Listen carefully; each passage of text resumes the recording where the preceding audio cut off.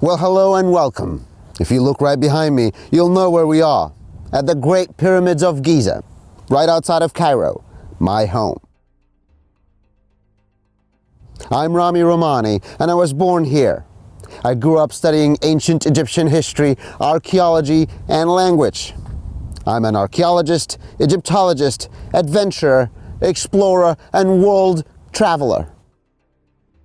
And most importantly, your iFit guide.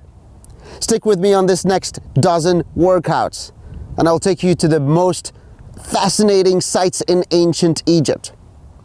I'll take you not only outside of those pyramids, I'll take you inside the Great Pyramid of Giza and show you the most recent discoveries, some of which we don't even know about fully yet. I'll show you who created the Great Pyramids, and I'll show you who created the idea of a pyramid, the grandfather of this guy.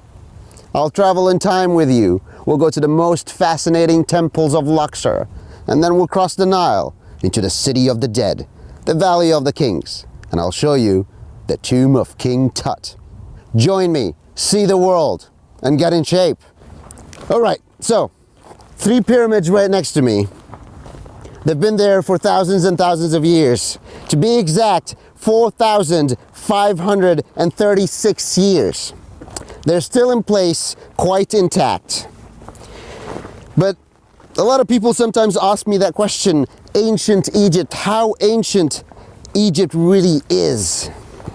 And it's a hard question to answer, and sometimes I can't tell you what ancient Egyptians did and what ancient Egyptians do because they are so ancient. From the time of the first ancient Egyptian king to the last ancient Egyptian king, that time is more than the time from the last ancient Egyptian king to today. Which means ancient Egyptians were more ancient to themselves than they are ancient to us now. That's how long that civilization lasted. It was the longest lasting civilization in the world. Nowhere close to today's civilizations. America's only 300 years old. We're talking about a civilization that lasted more than 3,500 years. That's 10 times, more than 10 times what America today is. So it's not easy to tell you what they did and what they do, because just in the past 50 years, everything changed. Now think about things changing all the time. Now that being said, this is a great example of what Egypt is like today and what it was like back then. Because if you look at the Great Pyramids of Giza, and if you look right next to it, you will see the city. That is Cairo. That's where I grew up. A lot of people think that the pyramids are in the middle of the desert, but they're only in the middle of the desert because I stand in a spot where you can see the pyramids in the background and everything else is desert. The reality is the city encroached all the way to the edge of the Great Pyramids of Giza, and there are people that are living all around it.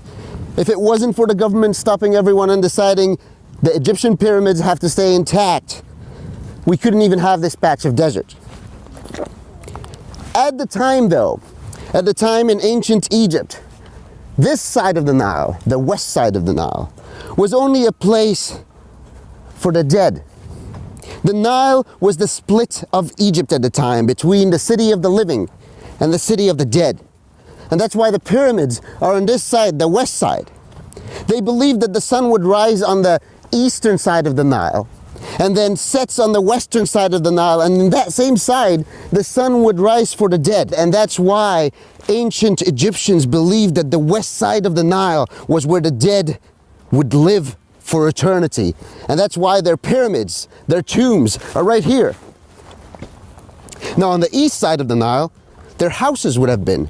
Unlike today, of course, all Egyptians live everywhere they can because there's nearly 100 million of them living on 1% of the land right next to the Nile.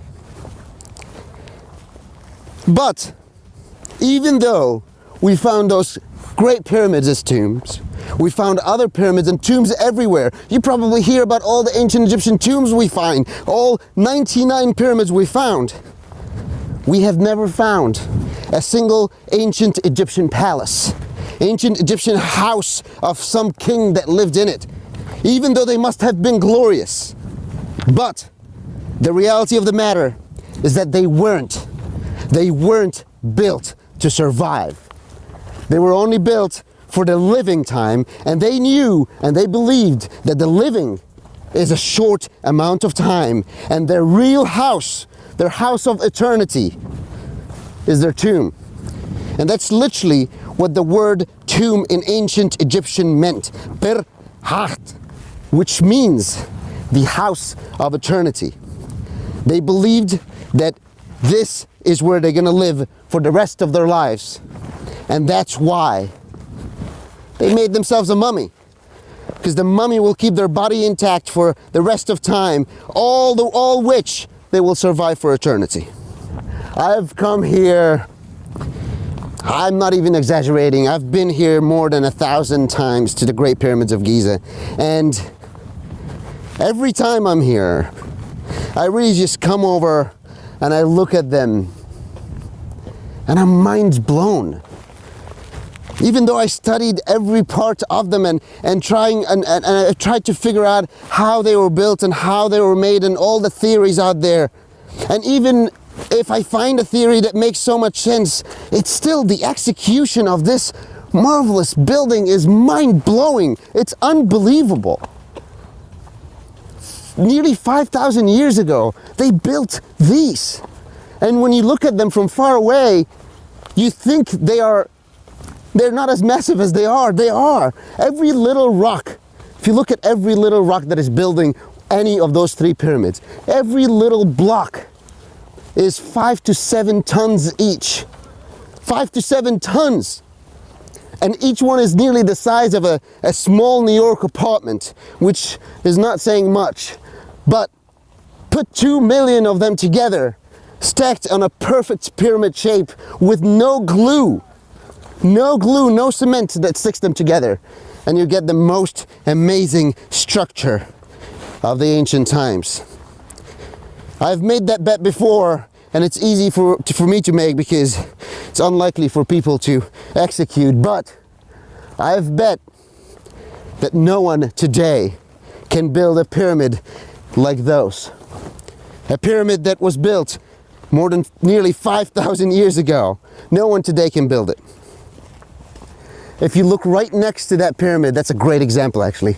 If you look right next to that pyramid, that's a 3rd pyramid, the smallest of the 3. But if you look right next to it, there are 3 other pyramids in front of it. And those, we call them the Queen Pyramids.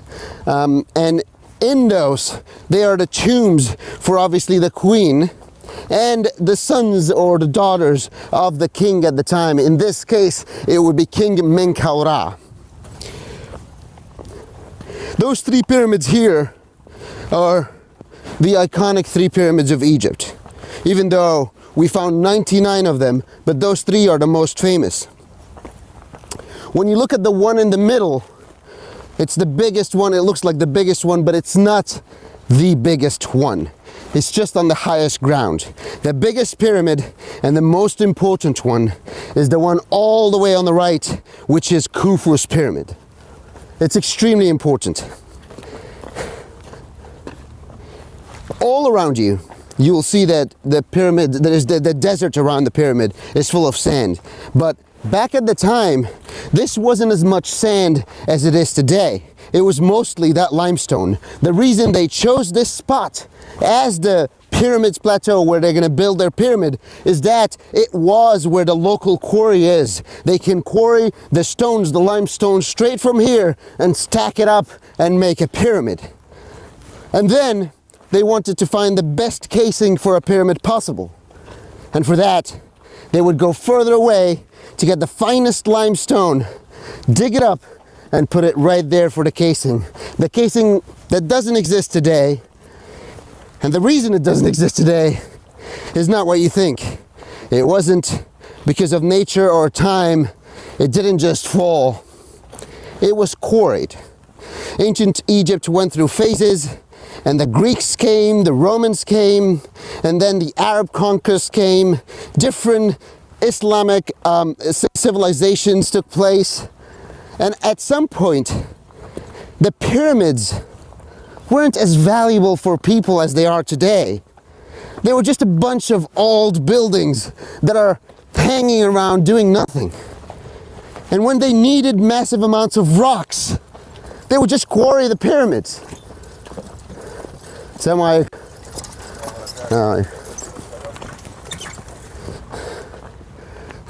One of my favorite things to see is always local Egyptian tourists coming over and seeing their own pyramids. And that always happens here at the Great Pyramids of Giza. It's not just foreigners from all over the world coming to see the pyramids, but it's also Egyptians. Everyone loves it here. That's the other thing, is that when people come from all over the world to see the Great Pyramids of Giza, there's some ownership to everyone. They come over and they don't feel like this belongs to someone else. It belongs to all humans. I've met so many different nationalities in Egypt through my life, and when they come here, this is not an Egyptian pyramid. This is all humans pyramid, and I love that. Now, if you look right on the edges of the bottom of this pyramid, the small pyramid for the King Menkaura, right at the bottom edges there are casing rocks. All these casing rocks were making the pyramid was completely flat, like smooth pyramid. All these casing rocks were the ones that were quarried, the ones that they chose to take and build different dams from.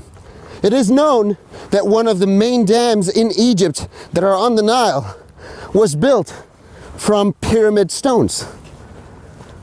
So at least we still have the stones, just on a dam. You can't come all the way here without touching it. This is one of the blocks that was quarried more than 5,000 years ago to build the small pyramid, as we call it.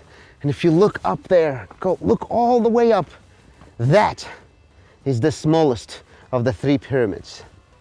And this is a rock that was brought all the way from a city called Aswan. Aswan is 1,000 kilometers away, nearly 600 miles away. They brought these on Nile boats, and they bring them all the way here to build a pyramid with them. Nearly 5,000 years ago. I can't stop saying it because it is mind-blowing. This is the only pyramid of the three, Menkaura is the only pyramid of the three that has casing all the way from 600 miles south. The rest were very special casings from a local quarry that is 50 miles away. But look at that pyramid. It's so glorious. 4,500 years ago, this would have been newly built. And those casings on the top, do you see the white casing on the top? Would have went all the way down, as smooth can be. Shiny, bright white with a golden top. Right next to every pyramid, there is a funerary temple, and then a causeway that goes all the way down to the Nile. And right at the end of that causeway, there is a valley temple, which is the temple that the dead king would first land in. Now, the Nile, back at the ancient Egyptian times, was much closer than it is today to the pyramids. And it was closer for the longest time. But then the high dam was built back in the 50s, and that's when the flooding stopped and the Nile became more consistent. And that's why the Nile is in one place and it doesn't flood right next to the pyramids anymore. Look at that. Wow. I'm from here, and every time I'm mind blown, I tell you, look at that. This pyramid is very special out of three. The biggest one is the biggest one, and everyone knows about it. But this one is the son, the Khafren. His name is Khafren, or Khafra. King Khafren is the one that owns the very famous Sphinx. he decided to put his Sphinx next to his valley temple, all the way down on the Nile.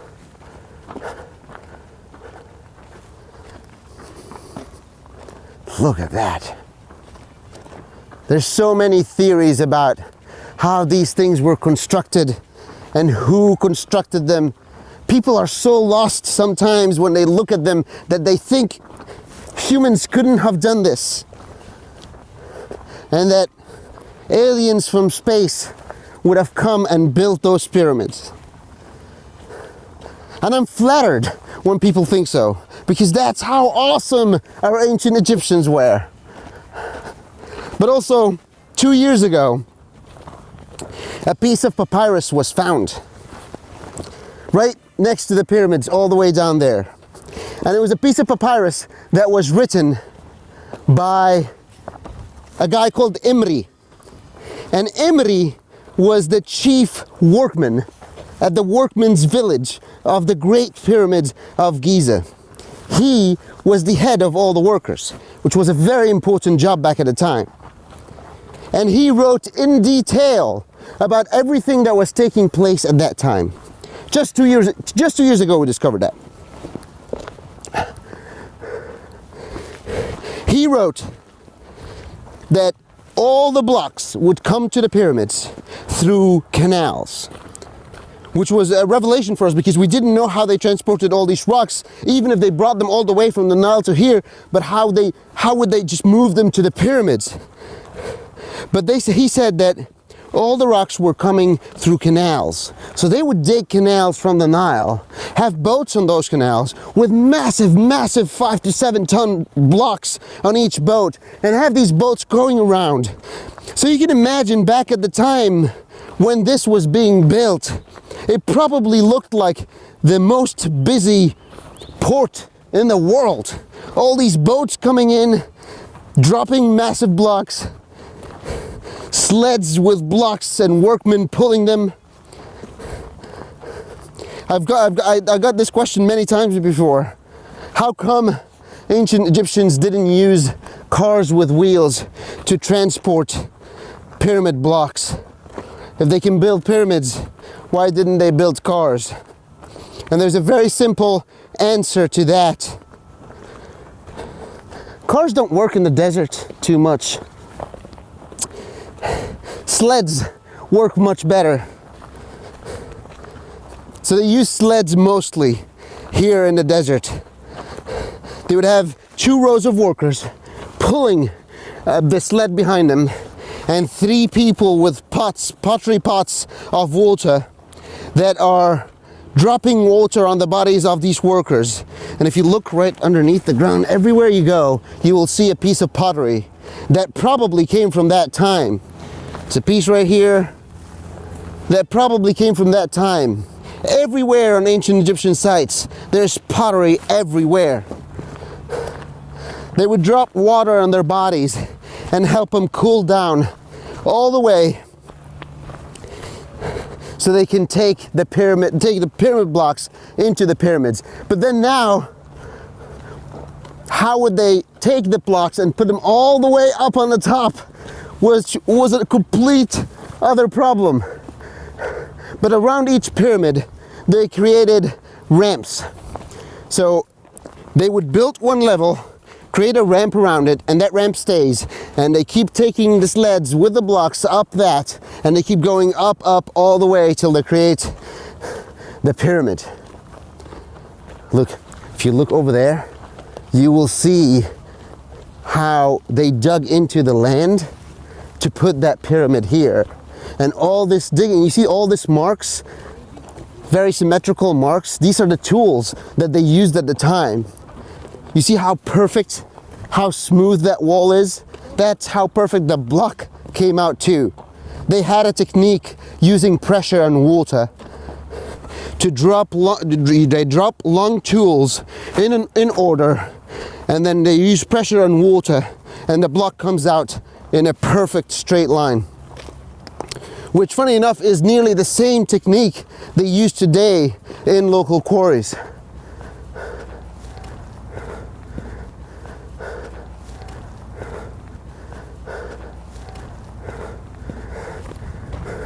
What a glorious structure. Right next to that pyramid, they found a pit. And that pit had a boat, a solar boat. A beautiful, massive wooden sailboat. Which was odd. Because why would they have a boat here next to the deceased king?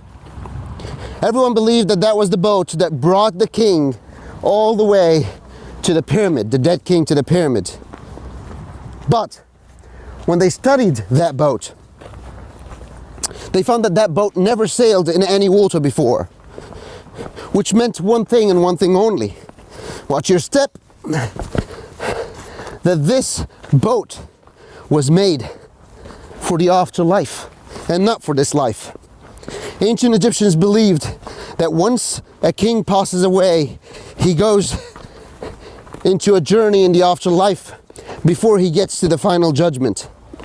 12 hours of the underworld. All these hours, he needs a transportation method to sail across the deserts of the underworld, the Rosset Tau. Those deserts of the underworld are the ocean that he would be sailing in with this boat. Till he finally arrives to the place of Ma'at. The place of Ma'at is the place of justice, which is a courtroom with all the judges as gods. They will do the final judgment. He will go to trial in court. And the final judgment is to decide whether he was a good king or a bad king. They used the feather technique on that. They would put a feather on one side of the scale and the heart of the king on the other side of the scale. And if his heart was heavier than a feather, then he wasn't a good king. Then he has bad things in his heart that is weighing it down. And at that moment, he gets eaten by the alligator hippopotamus god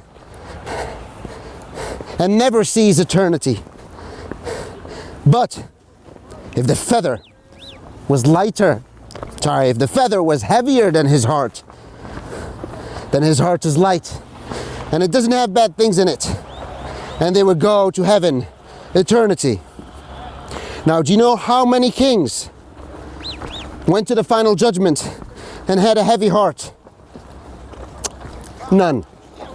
Because ancient Egyptians were also corrupt and they loved their kings. And all their kings were good men, good people with good hearts. Look at that. And we are here at the Great Pyramid of Giza, the most ancient and the only one surviving, one of the 7 ancient wonders of the world. And the reason is not what you see right there, but what I'm about to show you next, inside the Great Pyramid of Giza. We're gonna crawl into tunnels inside that Great Pyramid. I'll show you things that no one has ever seen before, and I'll share with you stories about new discoveries inside that Great Pyramid. Well, this is it. Congratulations on this workout, and thank you for joining me. I hope your heart is beating as hard as mine, and not just because you did an amazing workout, but also because you watched these glorious pyramids and learned about them. Stick with me, and you won't regret it. I'm Ramy Romany, your iFit guide.